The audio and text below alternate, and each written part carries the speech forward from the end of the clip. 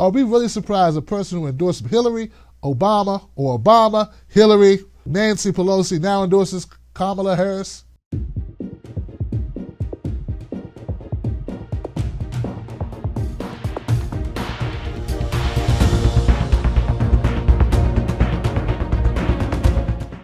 Okay, so Barbara Lee, she announced this, and people are upset because she endorsed Kamala Harris. Barbara Lee is a success story. It's truly one of those stories that should be a movie. All right? I want to give respect to that. Barbara Lee, raised in humble beginnings, very humble beginnings, put herself through college, single mother, ends up in Congress from the bottom up, okay? So Barbara Lee, once again, guys, very interesting story. Please, if you have the opportunity, take time to understand it. She's paid her dues. Then 2001, after I think she came into Congress in 98 or 89, one of those, she voted against us going to war in Iraq. She voted against the authorization to use military force. The gentlewoman from California is recognized for a minute and a half. Thank you, and I want to thank our ranking member and my friend for yielding. Mr. Speaker, members, I rise today really with a very heavy heart, one that is filled with sorrow for the families and the loved ones who were killed and injured this week. Only the most foolish and the most callous would not understand the grief that has really gripped our people and millions across the world. This unspeakable act on the United States has really forced me, however, to rely on my moral compass, my conscience, and my God for direction. September 11th changed the world. Our deepest fears now haunt us. Yet I am convinced that military action will not prevent further acts of international terrorism against the United States. This is a very complex and complicated matter. Now, this resolution will pass, although we all know that the president can wage a war even without it. However difficult this vote may be, some of us must urge the use of restraint. Our country is in a state of mourning. Some of us must say, let's step back for a moment. Let's just pause just for a minute and think through the implications of our actions today so that this does not spiral out of control.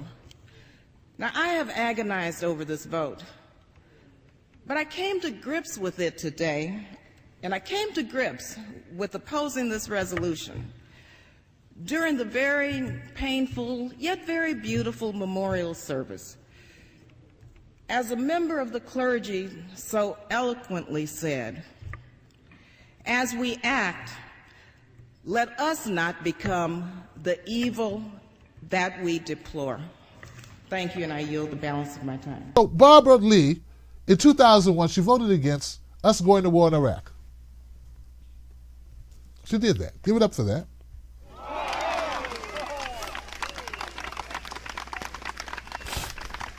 She did do that. That's amazing. Do you realize the amount of ridicule and pushback she received for doing that? Some, and when you look at the congressional record, some said, in essence, what I said. But, you know, that was a terrible time. And the horror of the moment was very overwhelming. And so I wasn't sure if I was going to be the only one or not. I thought maybe, you know, a couple of members might vote against it. But when I looked up and saw that one red vote, I must say it was quite a scary moment, but my friends tried to get me to change that vote in a very compassionate way. I mean, they knew what that meant. But for me, that was a moment of truth. I think that everyone gets to that point in their life where they have to throw down on something they believe in. And I firmly believe then, as I believe now, that that was not the proper resolution at that moment, without any debate, except for maybe a couple hours, without a rational response. And members of Congress are elected to lead. And I think in moments such as that, in times of national security threats, it takes more time, more debate, more rational thought to try to determine what the best possible strategies are so that we don't end up in a quagmire and in more wars where we don't need to be. How long after that did the Capitol Police give you personal protection? Wasn't too long after that because the threats started coming in immediately. It may have been in 2 or 3 days. But I must say, and I have to salute and thank the Capitol Police, because the Capitol Hill Police were very professional, and they put their lives at risk for people that they provide protective service to. They were phenomenal in how they helped me out. They traveled with me, and it was a very dangerous time. The pushback that she received from the American public was aggressive and brutal. They questioned her patriotism, as you know they will, because anyone who doesn't go along with war is a horrible individual that hates their country. We don't give a damn if she was right. In hindsight, she was right. But that's not what they focus on. How many people focus on it? I mean, what did she really get for that? I just want you to know that she received death threats, hate mail, and as much shade as humanly possible from not just counterparts, but the public at large.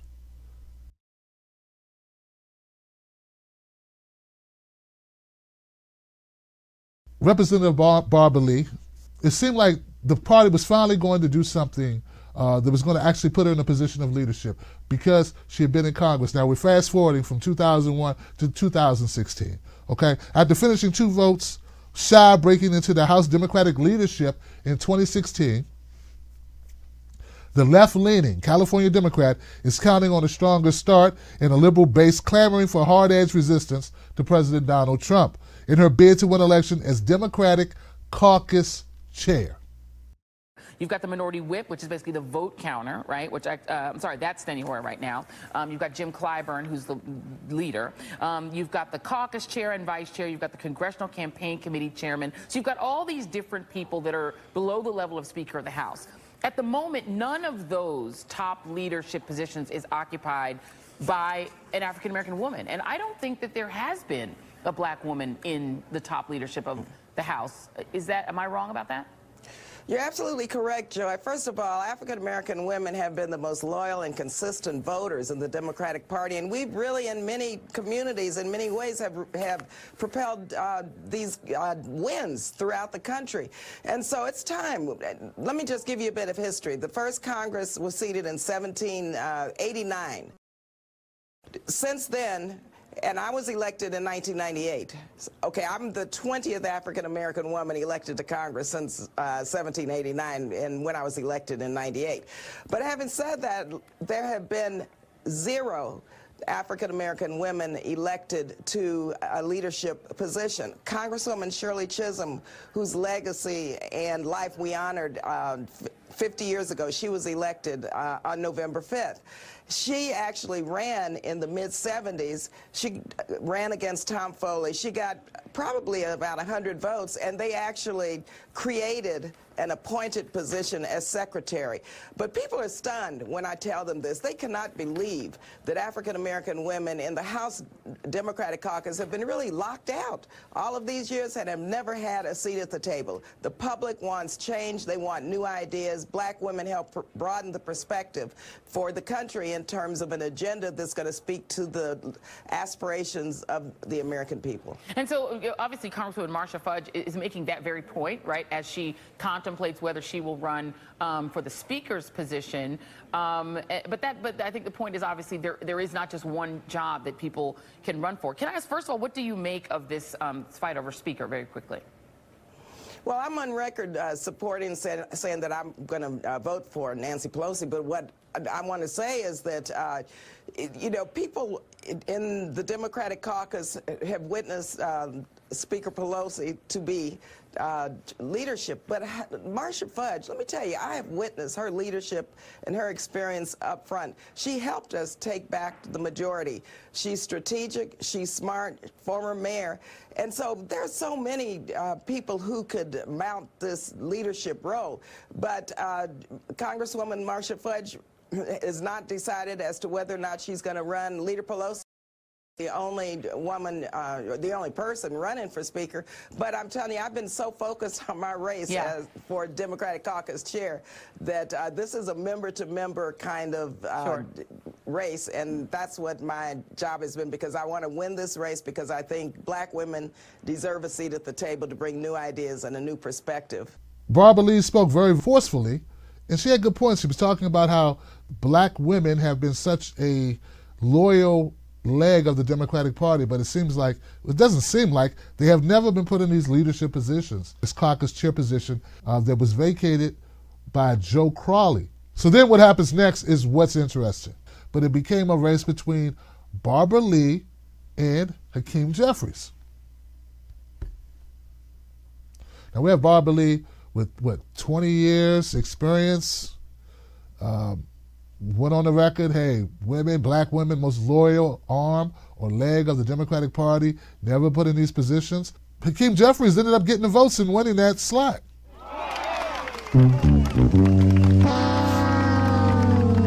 Barbara Lee was 100% right. So there's a strong progressive. We never had an African-American woman in Democratic leadership ever. Isn't that amazing? So it's a perfect opportunity. They were running Linda Sanchez against her. And I'll tell you what happened to Linda Sanchez in a second. Linda Sanchez is more of a right-wing Democrat. And they realized, oops, we're going to lose. There's too many new progressives that came into the House. So they pulled Linda Sanchez, and they did a cute little trick. They put in Hakeem Jeffries.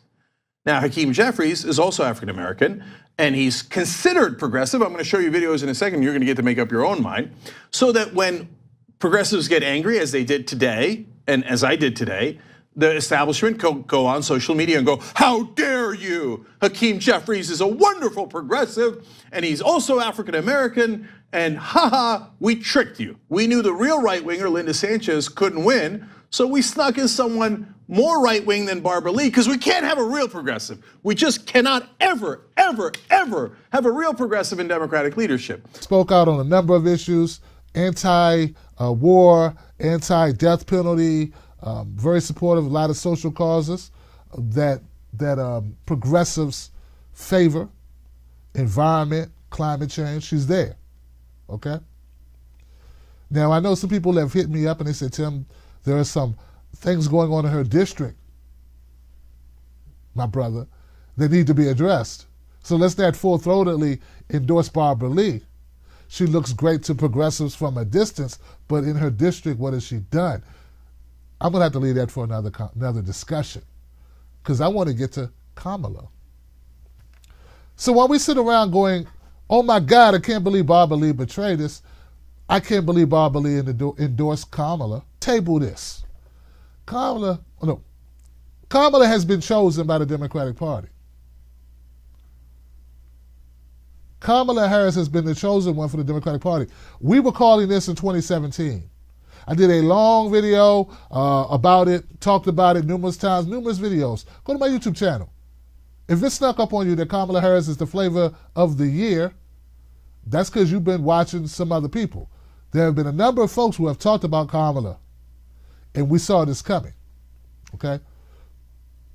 Barbara Lee voted for Obama, endorsed Obama. She endorsed Hillary Clinton.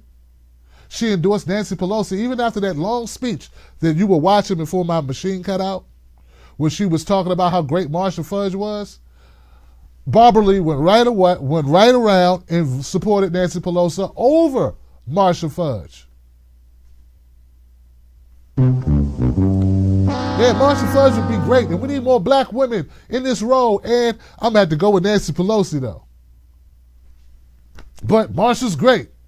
Don't you take nothing from Marcia. And I'm not saying there's anything wrong with what she did. I'm just noting the incongruity of the decision. Can we really be surprised that a person, regardless of what we think about her war record, regardless of what we think about her in the death penalty, regardless of what we think about her on climate change, are we really surprised a person who endorsed Hillary, Obama, or Obama, Hillary, Nancy Pelosi, now endorses Kamala Harris? She has demonstrated in the past that she will stand up for what she believes. I'm going to go a different direction than some people have talked about this, and I want to submit to you that maybe supporting Kamala Harris is what she believes. She's been falling in line when it comes to leadership in the Democratic Party for quite some time. I don't know what has gotten her. But at the end of the day, what do endorsements mean? Are you going to be swayed by Barbara Lee supporting Kamala Harris? Are you? I don't think you're going to make a decision about who you vote for based on what Barbara Lee says. Maybe it will impact California. Yes, I understand that. But in the grand scheme of things, there's still so much time. The field has been announced at this point. So, what I want to caution people on is I don't want to see people bashing Barbara Lee. It's not because she's a black woman. It's not because she's been in Congress 20 years. It's because she has the right to support who she wants to support and endorse who she wants to endorse. We also have the right to not support who she endorses. And we have the ability to push back. You now have media, independent media, that's not controlled by the Democratic Party or the DNC or even the GOP. You now have independent media that will call it out.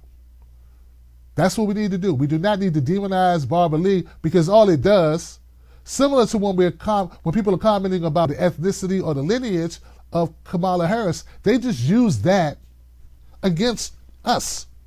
They say, see, you're focused on this. Then a cop, a district attorney, and an attorney general who was not soft on crime again. And we don't know who she is, and I don't think I much want to find out at this point.